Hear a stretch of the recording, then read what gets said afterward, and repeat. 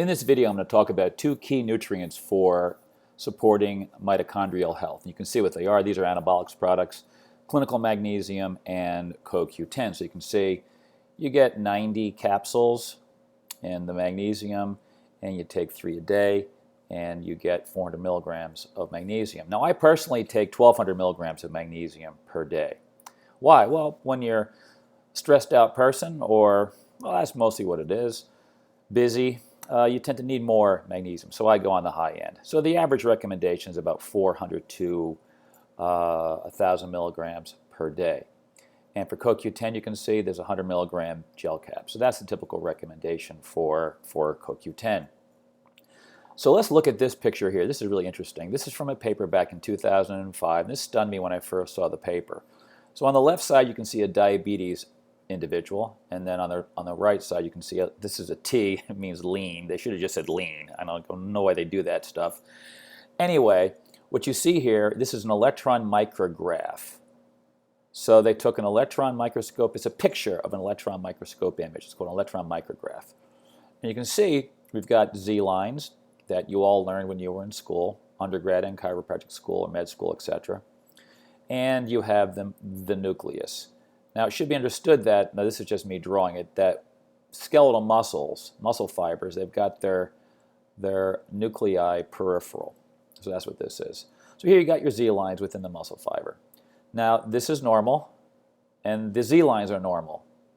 But you see it was very different from a diabetes patient, a type 2 diabetes patient versus a normal individual, a lean individual. The nucleus is just a closer shot, so it's not a better, healthier nucleus. And the Z lines, you can see, they're just wider, which means this is just a closer shot. So the nuclei and the Z lines, they are both normal in each of these two images. What is very different, of course, is the presence of an abundance of mitochondria next to the nucleus, right underneath the muscle cell membrane, the sarcolemma, and an abundance of mitochondria within the sarcomeres. Over here in a diabetic patient, you can see precious little in comparison to lean and healthy. So when you're patients who are diabetic or metabolic syndrome, talk about fatigue, difficulty to exercise, it shouldn't be a surprise as to why that is the case. So I wrote a book at the beginning of 2020. Today is Memorial Day, so May 31st, 2021. So this was about a year and a half ago I wrote this book. You can see the title, Stop Your Joints, Muscles, and Bones from Rotting. So I go through various musculoskeletal tissues and so the pathological changes that occur. So they occur as a consequence of eating excess calories. So the first way to protect your mitochondria, you can see a healthy deflamed individual, normal body weight, normal physical activity. There's an abundance of mitochondria, just like you saw in the previous picture. And this is what happens when you're obese and hyperglycemic. We lose mitochondria. Now, one of the key drivers of mitochondrial biogenesis, it actually comes from fat cells. So lean fat cells produce an abundance of adiponectin, and adiponectin causes skeletal muscle mitochondrial biogenesis. Over here in the obese fat mass, precious little adiponectin is produced, which then, of course, reduces mitochondrial biogenesis. So huge issue. So how does this start? The disruption, the dysfunction of our mitochondria, which you can see clearly in a type 2 diabetic patient. Well, begins, and I'll show you in a couple of seconds how it begins. This is just the final picture that I created. So left side is normal. What you see here are the mitochondria. You see satellite cells, which are muscle stem cells, and you see triglycerides, which are supposed to be a normal, healthy, lean skeletal muscle for energy utilization.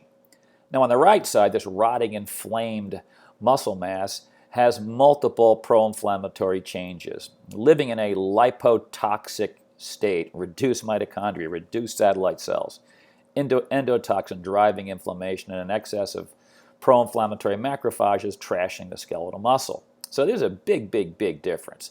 So what drives this is excess calories, and the excess calories come from, as you can see right in the cover, it's kind of hard to see here, sugar, flour, and refined oil calories are the problem. The average American consumes 60% of their calories, almost, from refined sugar, flour, and oils. If that is reversed, then mitochondrial function will improve. So studies were done in healthy, lean individuals You can see healthy, so young, healthy, lightly active individuals. What did they do? They gave them sugar, basically a glucose syrup, liquid, every day for 4 weeks. How much did they use? Well, they used 2 grams of glucose per kilo of body weight. So it amounted to 140 grams plus or minus 15 grams per day. And by 4 weeks, look what happened. These are healthy individuals. There was a shift in substrate metabolism towards carbohydrates. Not surprising. They were eating 600 calories of sugar a day on top of their regular meals. So they were hypercaloric, high calories, high calorie diets, no matter what the source is, and almost exclusively it's due to refined sugar and flour that drives up our caloric intake. It increases glycolysis, it increases lipogenesis, so fat deposition, and it reduces mitochondrial function. So the first way to protect our mitochondria is to get our calories correct and get our body weight normal. So after that, magnesium and CoQ10, or in addition to the consumption of less calories in the diet, the consumption or the supplementation of the diet with magnesium and CoQ10 is a great idea. So here's another condition, very, very common. Like 20% of the adult population in the U.S. has migraines. I mean, this is ridiculous. And because it's a mitochondrial dysfunction, not surprisingly, CoQ10 and magnesium has been very helpful for migraine patients. This is an example of animal model of progeria, which is that rapid acceleration of aging in children, where they average lifespan is like 13 years, and some live to be 20, but the average lifespan is just 13 years for a little kid. So they did an animal model of this. They did a mouse model of progeria. So they created the mutation, the mouse model, all right, by doing genetic manipulation, and these progeria mice have increased free radicals, less antioxidants, and less ATP. So they gave them magnesium. Look what the outcome was. Reduce free radical activity, increase antioxidant functions, and increase ATP synthesis. Not a surprise at all. And you can see in this paper, and I'll show you a picture of a mitochondria in a couple seconds, and these are all downloadable if you want to go get them. All you have to do is just pause the video and type in the title of the article into your search window, and the papers will appear after a few additional clicks. So you can see magnesium regulates cellular mitochondrial functions. Here's a picture. So here's magnesium. We need magnesium to get from glycolysis, to get from glucose via glycolysis down to make pyruvate. And then multiple steps within the mitochondria require magnesium. So this is your Krebs cycle, your tricarboxylic acid cycle. Multiple steps require magnesium, and magnesium also supports the electron transport chain. Magnesium also drives appropriate cell apoptosis so that we do not end up with the biggest issue of losing mitochondrial function is cancer. So those are like diverse conditions. You got type 2 diabetes, screwed up mitochondria. Migraine headaches, screwed up mitochondria. And cancer, silenced mitochondria. And when you silence mitochondria, they're not able to drive apoptosis that then gets rid of senescent cells that can become cancerous. So magnesium is crucial. And most Americans consume well below the magnesium that they need. So how much magnesium do we actually need to maintain proper magnesium homeostasis or balance? So you take your body weight. So let's just say that I weigh, which I don't, but it's just easier. I weigh 220 pounds. I would divide that by 2.2, which gives me my body weight in kilos, 100 kilos. So a famous magnesium researcher from France named Jean Durlac, he said that to maintain proper balance, not to achieve normal balance, but to maintain it once you've achieved it, is your body weight in kilos times 6 milligrams. So if I weighed 220 and I was magnesium repleted, I would need 600 milligrams of magnesium per day. Now magnesium is just for ease of not getting into details in the video, when you're stressed out, you waste away magnesium essentially. So So for people who are under stress, which is most people, you need more. So I weigh 170 and I take 1,200 milligrams per day. What else can we do to support mitochondrial function? I already told you, CoQ10. What does CoQ10 show up? Right down here in the electron transport chain. So CoQ10, I didn't even realize how important this was until about 20 years ago? It would have been like 20 some years ago. When I read this paper was published in 2002. Hopefully I have the citation, but you can go online, you can type in the title. Primary author, Anthony Linane. You can see who these guys are. They're down in Australia. So what does CoQ10 do?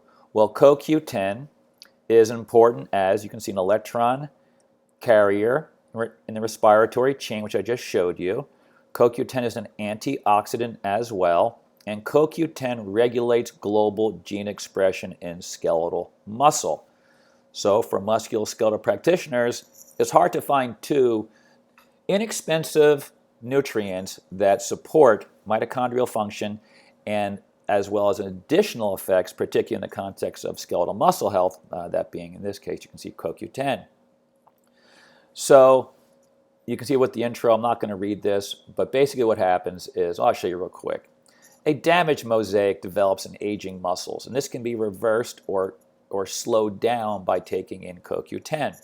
So how did Linane figure this out? Well, this is a paper that he did back in 2002. You can see redox activity, CoQ10, effect of CoQ10 on human skeletal muscle. Well, what they did was they gave subjects, half got placebo, half got CoQ10 at 300 milligrams per day. Now they did this, the placebo or the CoQ10, for 4 weeks before hip replacement surgery. And the outcome was that those, well, I'll show you the picture. What was the outcome? Here we have it. So this is placebo. Here's your type 1 muscle fibers and your type 2. Remember, your type 2 are your oxidative fibers. So what happened in the placebo group in that month, you found that, well, nothing changed. You can see the type 1 here, and over here we have our type 2 muscles that are your fast twitch. So, or your oxidative. So the CoQ10 supplemented individuals, this is just 30 days. Look what happened. This increase in type 2B fibers. And so the conclusion of this paper is that supplementation with CoQ10 can improve muscle fiber typing to create a similar pattern of typing as you would see with a typical young profile. So ever since I read that paper, I've been taking CoQ10. I think really everyone should, particularly after the age of 30. That's kind of when the decline of our own CoQ10 production kind of falls apart a little bit. And that correlates with weight gain, increased calorie consumption, and the dysfunction of mitochondria. So clearly we can see that if we want to support mitochondria, how can it get any easier? Reduce excess calories from sugar, refined oils, refined flours, particularly refined sugar and refined flours, and take magnesium and CoQ10. Typical recommendation for magnesium is 400 to 1,000 milligrams per day. CoQ10, typical recommendation is 100 milligrams per day. So why should you consider taking anabolic products? Well, the reason why is because of their manufacturing. Now, I did a video on this. The first video that you can see on the list is the manufacturing process. So down below in the what they call show notes or comments down below, I'll put the link to this this PDF is what it'll be. I think you can still get it as a handout as well. You just got to call up your anabolic rep. Okay, this will end this video. Talk to you next time.